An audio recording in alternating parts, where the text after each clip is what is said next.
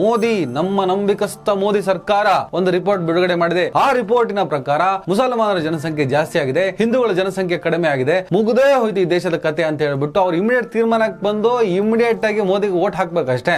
ಈ ದೇಶ ಹಿಂದೂಗಳದ್ದು ಎಷ್ಟು, ಮುಸಲ್ಮಾನರದ್ದು ಅಷ್ಟೇ. ಈ ದೇಶ ಹಿಂದೂಗಳಿಗೆ ಜಾಸ್ತಿ, ಇದು ಹಿಂದೂ ರಾಷ್ಟ್ರ, ಇದು ಹಿಂದೂಗಳ ದೇಶ ಅಂತ ಡಿಕ್ಲೇರ್ ಆಗೇ ಇಲ್ಲ. ದಿಸ್ ಇಸ್ ಪ್ರಜಾಪ್ರಭುತ್ವ, ಜಾತ್ಯತೀತ ಭಾರತ. ಈ ದೇಶ ಎಲ್ಲರಿಗೂ ಸೇರಿತ್ತು. ಭಾರತದ ಮುಸಲ್ಮಾನರ ಜನಸಂಖ್ಯೆಯನ್ನು ತೋರಿಸೋದು ಅಥವಾ ಭಾರತದ ಮುಸಲ್ಮಾನರ ಒಂದು ವಿಚಾರವನ್ನು ತೋರಿಸಬೇಕಾದ್ರೆ ಪಾಕಿಸ್ತಾನದ ಧ್ವಜವನ್ನ ತೋರಿಸೋದು ಯಾಕೆ ತೋರಿಸಬೇಕು? ಪಾಕಿಸ್ತಾನಕ್ಕೂ ಭಾರತದ ಮುಸಲ್ಮಾನರಿಗೆ ಏನ್ ಸಂಬಂಧ ಇದೆ?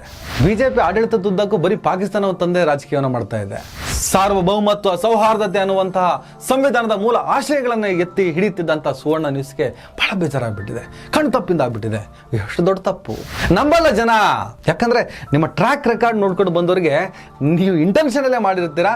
ಯಾವಾಗ ಅದು ರಿಯಾಕ್ಟ್ ಆಗುತ್ತೆ, ಯಾವಾಗ ಬುಡಕ್ ಬರ್ತದೋ ಆಗ ವಿಷಾದ ವ್ಯಕ್ತಪಡಿಸುತ್ತೇವೆ.